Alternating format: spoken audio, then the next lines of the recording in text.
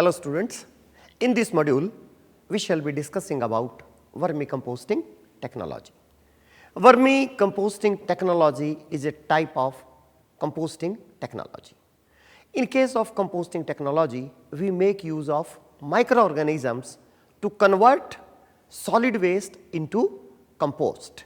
Whereas in case of vermicomposting technology, we make use of or we employ earthworms to convert organic waste into compost. The learning objectives of this module are that what is vermicomposting, what are the benefits of vermicomposting technology, what are different types of earthworms that can be used for the purpose of vermicomposting. Then we will learn about the process of vermicomposting. As vermicomposting is a biological process, so we have to maintain certain conditions for the proper growth and development of microorganisms. So we will also be discussing essential conditions required for the vermicomposting process, and in end we will discuss about nutritive value of vermicompost. Let me start with a brief overview. Solid waste, you know, are heterogeneous in nature and they are coming from diverse sources, from domestic sector, from agricultural sector, from industries, from commercial activities.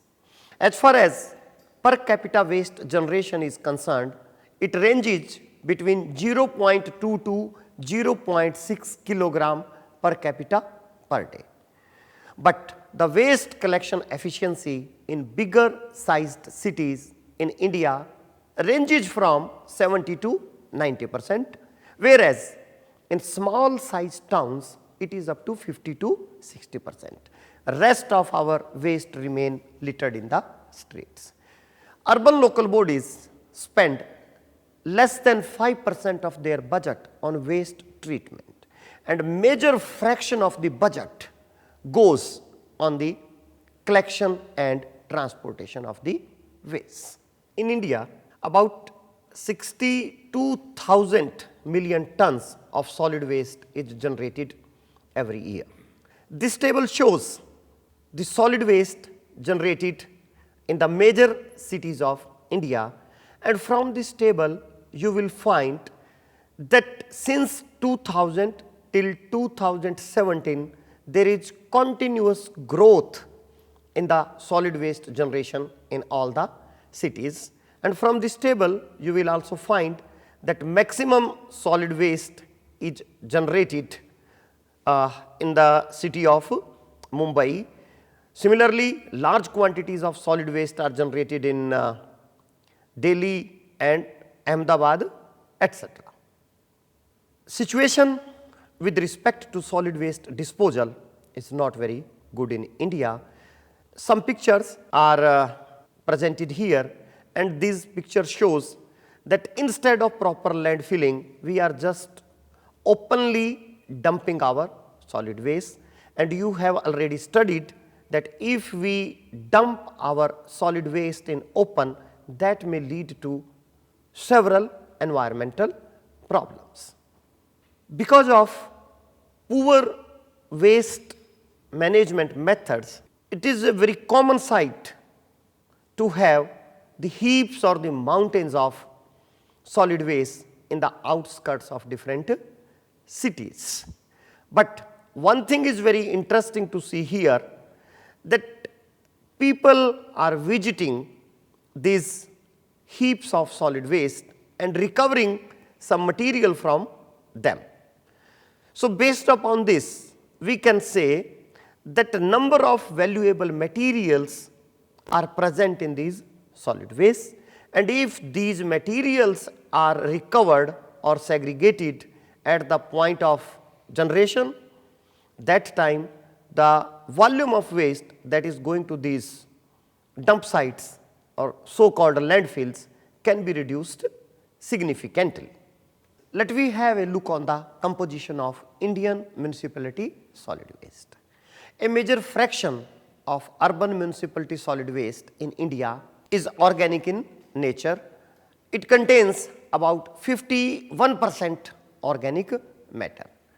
The percentage of recyclables in the Indian municipality solid waste is about 17 to 18%, and about 30% of the Indian municipality solid waste is inert in nature, that mainly contain ashes and soil. Average moisture content of Indian solid waste is about 47%. The large fraction of organic matter in the waste make it suitable for biological treatment. Now a question arises that what are the biological options that are available to us for the solid waste treatment or solid waste management. We have three major biological options with us for the treatment of Indian solid waste, and these biological options are composting, vermicomposting and biomethanation. Composting you have studied in detail in the previous module. In this module we will be discussing about vermicomposting, and in next module you will be discussing about biomethanation of solid waste. Now, what is vermicomposting? Vermicomposting is decomposition of biodegradable matter into good quality manure with the help of earthworms. This process is called as vermicomposting technology. The term vermicomposting has been derived from the Latin word vermins, means worms. Vermicomposting takes place in aerobic environment by symbiotic interactions between earthworms and microorganisms. The end product of vermicomposting process is called as vermicompost. Vermicompost is highly beneficial to soil and plants, and it serves as water soluble, excellent nutrient rich natural fertilizer and soil conditioner. Darwin has written many years back about earthworms. Darwin has written that plow is one of the most ancient and most valuable of man's invention. But long before he existed, the land was regularly plowed and still continues to be plowed by earthworms. It may be doubtful whether there are many other animals which have played so important a part in the history of the world as these lowly organized creatures. This figure shows that what earthworms can do. Earthworms play the role of turner in the soil. Earthworms play the role of mixers in the soil. They act as pathogen controller. They act as accelerator of different processes. They act as screeners in the soil, as well as they act as aerator in the soil. Two terms, vermiculture and vermicomposting, are interchangeably used by people. Let me try to know what is the difference in these two terms. Vermiculture is the culturing of earthworms. When we do vermicomposting process, that time we get two products. One is the vermicompost and second one is the earthworms. So, if the goal is to continuously increase the number of worms in order to obtain a sustainable harvest, the worms are either used to expand a vermicomposting operation or sold to customers who use them for the same or other purposes.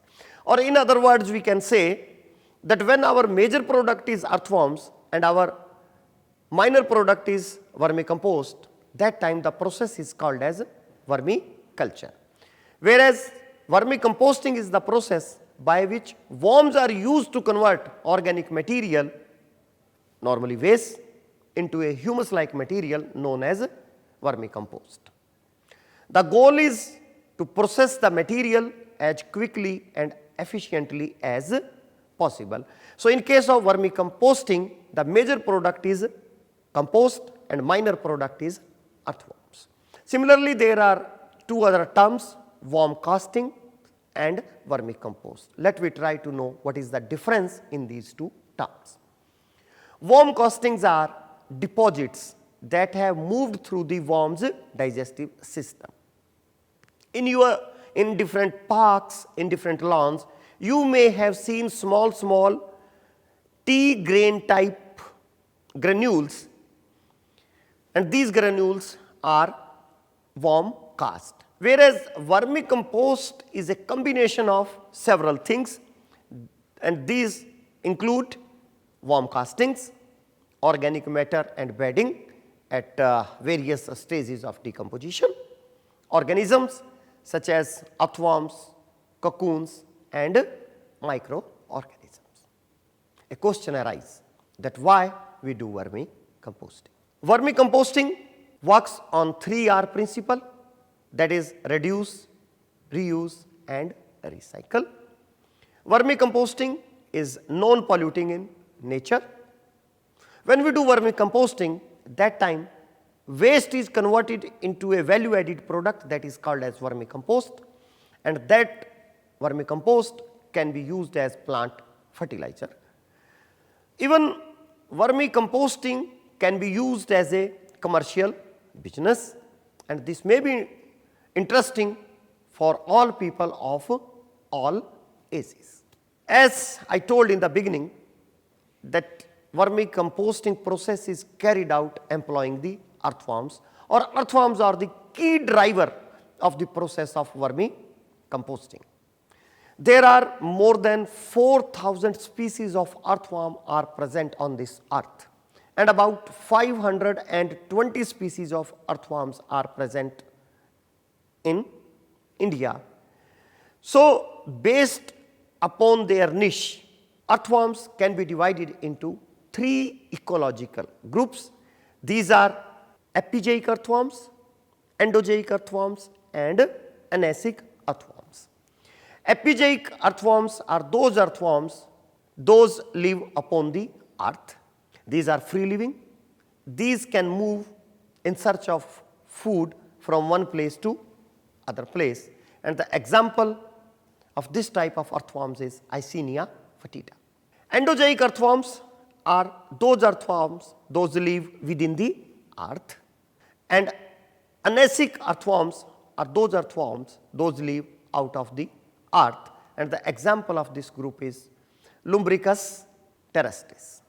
As I told that there are more than 4,000 species of earthworms, but all species of earthworms cannot be used for the purpose of vermicomposting.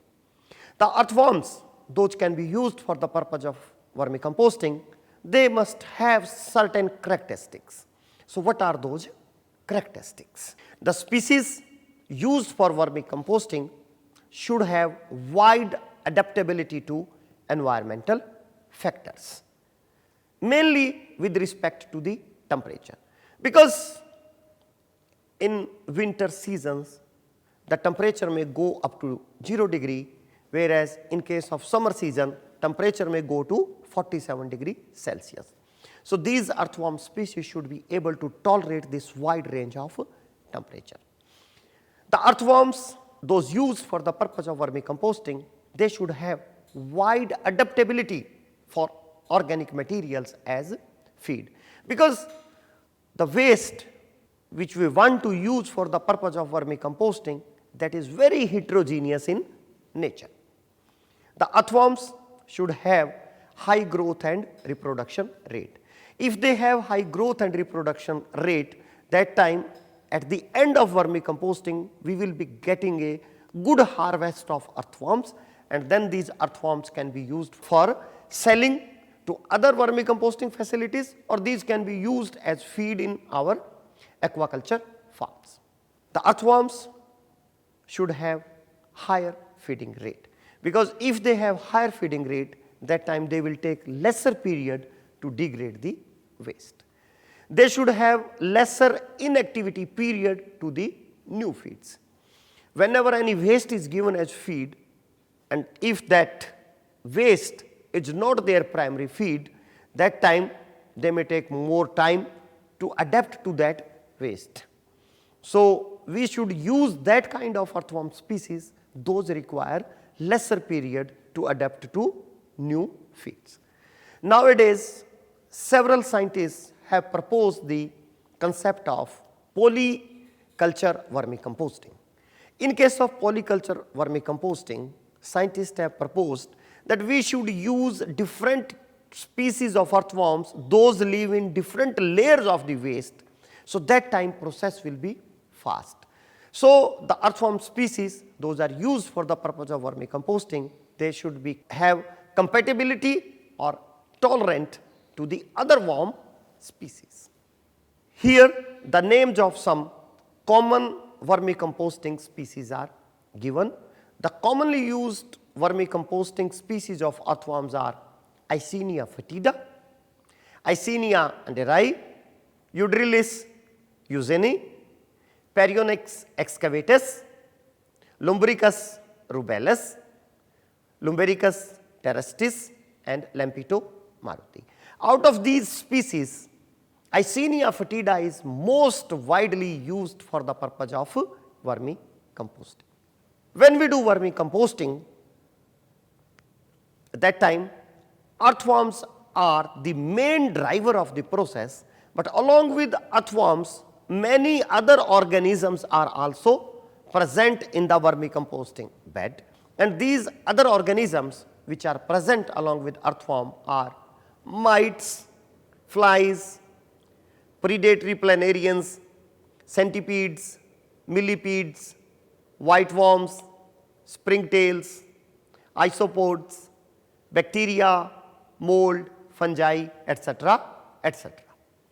This flowchart diagram shows different types of vermicomposting process. Vermicomposting process can be carried out in open as well as in the containers in house. So, when it is carried out in open, that time it is called as open vermicomposting system. When it is carried out in containers, then it is called as in container vermicomposting system. Open vermicomposting system also called as windrow system. There are several different types of windrow system, and these types are low cost floor beds, gantry fed beds, raised gantry fed beds, Dorset wedge style beds. Whereas in case of mechanical composting or in container composting, also there are several types, and these are bins, means vermicomposting is carried out in the bins, then batch reactors, continuous flow system, tray or stacking system. Let me discuss different steps of vermicomposting process. The different steps of vermicomposting process include collection and separation or segregation of waste, pre-composting of organic waste, then preparation of earthworm bed, then collection of the vermicompost, and final step is storage of compost. Let me discuss these steps one by one. First step in the vermicomposting process is collection and separation. This phase involves the collection of waste followed by processing, that involves shredding, mechanical separation of the metal, glass and ceramics, and storage of organic waste. Second phase is pre-composting of organic waste. Organic wastes are pre-composted for about 3 weeks by heaping the material along with cattle dung, slurry or any other bedding material. This process partially or semi-digest the material, making it fit for the earthworm consumption. Earthworms cannot feed on the fresh waste.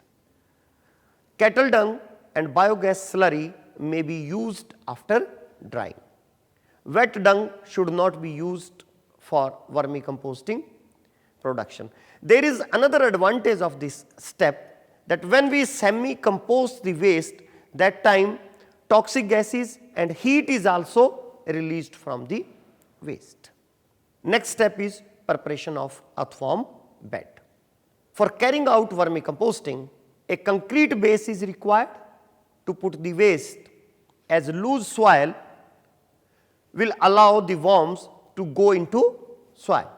Also, while watering, all the dissolvable nutrients go into the soil along with water.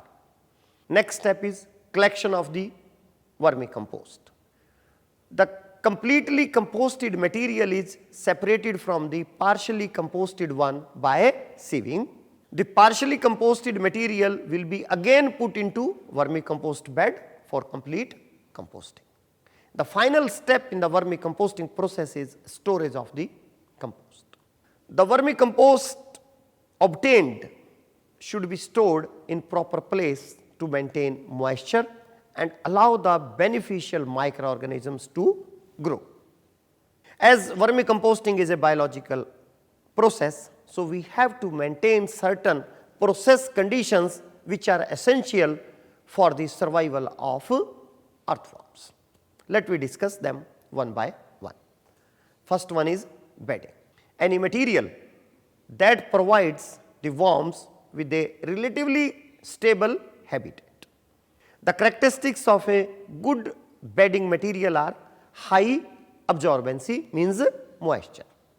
The bedding must be able to absorb and retain water fairly well for the worms to thrive. Another property is good bulking potential, that is aeration. Bedding material should be packed in such a way that there is an adequate supply of air to support the life of the earthworms. If the material is too dense or packed too tightly, then the flow of air is reduced. That may lead to mortality of earthworms. Low protein or nitrogen content means food source. Low protein and nitrogen source is suitable condition for the worms, because high protein or nitrogen content can result in rapid degradation. The heating due to rapid degradation may create inhospitable environment, and that may be fatal for the earthworms. Heating can also occur in the food layers, and that may also be fatal for the earthworms. Vermicomposting process. Vermicomposting process start with ingestion of waste by earthworms. Waste enters into the stomach by mouth. After that, waste passes through earthworm gizzard, where it is grounded by ingested stones and then enter into the intestine. Earthworm intestine works as a bioreactor, where various physical and chemical activities take place. Enzymes present in earthworm's gut, like protease, lipase, amylase, cellulases, chitinases, etc., they degrade various cellulosic and proteinaceous material present in the waste substrate. Process for the production of vermicompost. Selection of suitable earthworm. Of about 520 species of earthworms found in India with varied food and burrowing habits, the red worm, that is Eisenia foetida, African earthworm, that is Eudrilus eugeni, and composting worm, that is Perionex excavatus, are some of the species that are reared to convert organic waste into manure. The African worm, that is Eudrilus eugeni, are preferred over other two types because it produces higher amount of vermicompost in shorter period of time. But in India, instead of Eudrilus eugeni, Eisenia foetida is used at large scale. Second is selection of suitable location. Sheltered culturing of worms is recommended to protect the worms from excessive sunlight and rain. Vermicomposting process requires shaded place with high humidity and a cool environment. The waste heaped for vermicompost production are to be covered with moist gunny bags or some moist jute bags. Then vermicomposting bed. Vermicomposting bed is prepared by placing sawdust or husk or coir waste or sugarcane trash etc. at the bottom of the container or of the bed. A layer of fine sand is spread over the culture bed followed by a layer of garden soil. The layers are moistened with water. Vermicomposting bed is prepared bedding materials. The selection of bedding material is a key to success of vermiculture or vermicomposting process. Shredded paper or cardboard makes an excellent bedding, particularly when combined with typical on-farm organic resources such as straw and hay. Paper mill sludge that has the high absorbency and small particle size complements the high CN ratios and good bulking properties of straw, bark or wood savings can also be used. Worm food. Compost worms are big eaters. They eat almost anything organic. Under ideal condition, earthworms are able to consume in excess of their body weight each day. If the body weight of a earthworm is 1 gram, it can consume up to 1 gram of waste as food. Although the general rule of thumb is half of their body weight per day. Manures are the most commonly used worm feedstock, with dairy and beef manures generally considered the best natural food for earthworms. Biodegradable waste such as cattle dung, farm waste, crop residues, vegetable market waste, flower market waste, agro-industrial waste, fruit market waste etc. are suitable raw materials for vermicompost production or for vermicomposting process. Before vermicomposting, cattle dung and all other waste should be pre-digested as suggested earlier also with cow dung for 3 to 5 weeks. The pre-digested waste material is mixed with about 30% of cattle dung and then placed into the containers or the beds. Moisture level is maintained about 60 to 70%. Selected earthworms are placed uniformly over the material that has to be vermicomposted. There is no need to put the earthworms inside the waste as they will move by themselves inside the waste. Roughly 1 meter length, 1 meter width and 0.5 meter height of the vermi bed should be maintained. Moisture should be maintained to 60 to 70% throughout the composting process. Hence, daily watering of the vermi bed is not essentially, but water should be sprinkled over the bed if required. Because if moisture level is less, that time worms may leave the vermi bed, or if the moisture is too high, that may lead to anaerobic condition and that may be fatal to the earthworms. Harvesting of the vermicompost can be done from the top layers periodically.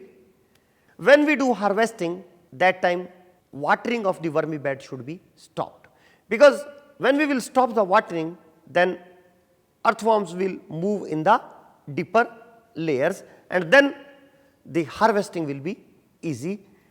The vermicomposts are scooped out with hand and placed as heap in a shady place.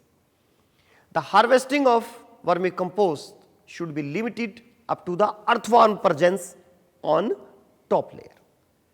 Periodical harvesting is necessary for free flow and to retain the quality of vermicompost, or else to finished vermicompost get compacted when watering is done. After the vermicompost production, the earthworms present in the bed may be harvested by trapping method, wherein small fresh cow dung balls are made and inserted inside the bed at 5 or 6 places. After a day, the cow dung balls are removed. All the worms will adhere into the balls. Putting the cow dung ball in a bucket of water will separate this adhered earthworms. The collected worms can be used for next batch of vermicomposting or can be sold to another composting facility or to a aqua farm. The harvested vermicompost should be stored in cool, dry place with a minimum 40% moisture. Because if moisture go low, that time the beneficial microorganism present in the vermicompost may get killed. Vermicompost should not be exposed to sunlight, as this will lead to loss of moisture as well as nutrient content. It is recommended that the harvested vermicompost material be openly stored with periodical sprinkling of water to maintain moisture level and also to maintain beneficial microbial populations. If needed, the material can be stored in laminated over sack, as this will minimize the moisture evaporation loss. Vermicompost can be stored for a year without loss of the quality if the moisture is maintained at 40% level. Packaging should be done at the time of selling. Nutritive value of vermicompost. The nutrients content of the vermicompost depends on the waste material used for compost preparation. If the waste materials are heterogeneous one, there will be wide range of nutrient availability in the compost. If the waste materials are homogeneous one, then there will be only certain nutrients availability. The common available nutrients in vermicompost are given below. Organic carbon is generally present from 9 to 18%. Nitrogen is present in the range of 0.5 to 1.5%. Phosphorus is generally present in the range of 0.1 to 0.3%. Potassium is present in the range of 0.15 to 0.56%. Sodium is present up to 0.3%, and calcium and magnesium are present in the range of 20 to 47 milliequivalent per 100 gram. Generally, copper has been found in the range of 2 to 10 milligram per kilogram of vermicompost. Iron also in the range of 2 to 10 milligram per kilogram. Zinc has been reported up to 11.5 milligram per kilogram, and sulfur has been reported up to 550 milligram per kilogram. Vermicompost, due to its rich nutrient content, serves as an excellent fertilizer or manure to improve soil fertility. The worm castings contain 5 times the available nitrogen, 7 times the available potassium, and 1.5 times more calcium, phosphorus and magnesium than found in the good topsoil. Vermicompost has excellent porosity, structure, drainage properties, aeration, water holding capacity, and prevents soil erosion. Microbial activity in vermicompost is higher than the soil and organic matter from which the vermicompost has been produced. Vermicompost is rich in beneficial microflora such as nitrogen fixers, phosphorus solubilizers, cellulose decomposing microflora, etc. And the enzymes such as phosphatase and cellulose released enrich the soil microbes. Vermicompost contains earthworm cocoons and increases the population and activity of earthworm in the soil. Attracts deep burrowing earthworms already present in the soil. It enhances the decomposition of organic matter in soil. Vermicompost is free from pathogens, toxic elements, weed seeds, etc. It prevents nutrient losses and increases the use efficiency of chemical fertilizers. Let me see the effects of vermicompost on plant growth. Vermicompost is rich in all essential plant nutrients. The nutrient rich property of the compost produced by worms enhances germination, plant growth and as well as crop yield.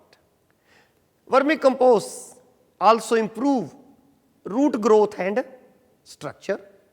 It improves quality and shelf life of the product.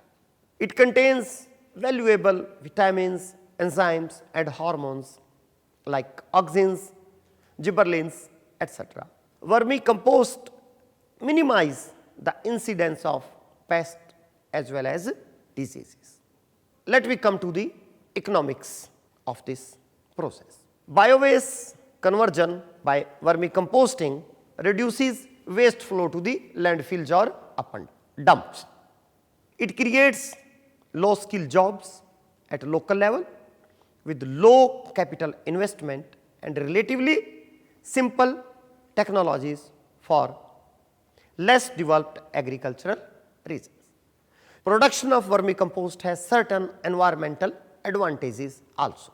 Through the use of vermicomposting, the generation of greenhouse gases emission such as methane and nitric oxide produced in landfills or incinerators can be reduced. Vermicompost is free flowing, easy to apply, handle and store and does not have bad odor. The odor of vermicompost is earthy odor. Various properties of vermicompost which make it important in agronomic practices are that vermicompost is homogeneous, odorless, peat-like material. Vermicompost contains higher level of macro and micro nutrients. Vermicompost contains more enzymes and plant hormones. Vermicompost increase nutrient availability to plants in more assimilable form. It has high surface area which make it porous, improving soil texture. Higher content of humic substances is present in the vermicompost. Vermicompost support beneficial microbial populations and vermicompost have ideal C/N ratio required for agronomic practices. So, these properties of vermicompost make it ideal manure for agriculture. Let me have a look on the Fertilizer Control Order 1985. Ministry of Agriculture and Rural Development, Department of Agriculture and Cooperation, in the Fertilizer Control Order 1985 has given the specification of vermicompost. And these properties or specifications are given here. Vermicompost moisture should be in the range of 15 to 25%. Color of vermicompost should be dark brown to black. As far as odor is concerned, there should be absence of foul odor. Particle size maximum 90% material should pass through 4 mm IS sieve. Bulk density should be in the range of 0.7 to 0.9 gram per centimeter cube. Total organic carbon minimum should be 18% by weight. Total nitrogen should be minimum 1% by weight. Total phosphorus as P2O5 should be 1%. Total potassium as K2O should also be minimum 1%. As far as heavy metal content is concerned, arsenic content should not be more than 10 milligram per kilogram. Cadmium content should be less than 5 milligram per kilogram. Chromium content should be less than 50 milligram per kilogram. Mercury content should be less than 0.15 milligram per kilogram. Nickel content should not be more than 50 milligram per kilogram, and lead content should not be more than 100 milligram per kilogram. At the end, I want to show you some of the pictures or some of the photos related to vermicompost. This picture shows that some people do vermicomposting in open. This is not a recommended method because earthworms have a number of pests. Earthworms have a number of predators like birds and rats. If we do vermicomposting in open, that time earthworms can be taken away by these predators, and your whole process may be spoiled. This figure shows the vermicomposting in windrows. This type of vermi beds are recommended. Here you will find that the bed is properly covered by the agricultural waste. So, we can protect our earthworms from the predators. Yes, this figure shows another variation of the vermicomposting bed. In the left hand side picture, you will find there are two channels outside the vermicomposting bed. The first channel is of the water. Actually, ants are an enemy of earthworms. So, to stop their entry, this channel of water has been made, as ants cannot cross this water channel. So, we can protect our earthworms from the ants.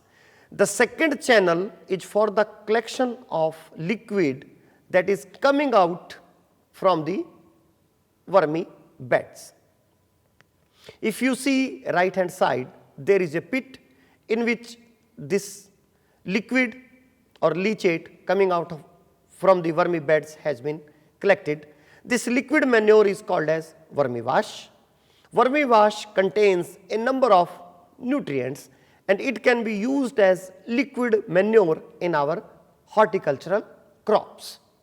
This figure shows 4-chambered bin. This type of bin is recommended for urban areas. What we do in this kind of vermicomposting bin, we start putting our waste in the first chamber for 30 or 40 days. Then after 30-40 days, when this waste is semi-composted, then we put earthworms into it. And in the meantime, we start putting our waste in the second chamber. You will see that between two chambers is a perforated wall. When all food will be or waste will be eaten up or consumed by earthworms in the first chambers, they will move in search of food through this perforated wall into the second chamber, and then in the third chamber, and then in the fourth chamber. So, by using this kind of 4-chambered bin, we can make a cycle of 3 to 4 months. This figure shows that vermicomposting beds can be made under trees. Here, the vermicomposting beds have been made under Jatropha trees. As I have told, that generally we get two products when we do vermicomposting. One is vermicompost and second is earthworm. But when we are doing vermicomposting under a Jatropha tree, these Jatropha plants, that time we are getting one more additional product, that is Jatropha seeds, and these Jatropha seeds can be used to produce the biodiesel. This figure shows that how farmers are collecting the vermi wash from their beds. What farmers do, they give a angle of 5 degree to the vermi beds when they make it, and then because of that angle, the vermi wash or leachate will flow into the this lower angle direction, and then it can be collected and can be used. This figure shows a variant of vermi bed that is available in the market for the vermi composting. So, students, to summarize this module, in this module we have learned that what is vermi composting, what are different type of earthworms, those can be used for the purpose of vermi composting. We also learned about the process of vermi composting, that how the vermi composting is carried out, and we also learned about essential conditions or about process conditions that should be maintained during the vermi composting process. We also discussed different properties of the vermi composting, of the vermicompost, that make it a valuable manure, and in the end we discussed the benefits of vermi composting. I hope you have enjoyed this module. Thank you.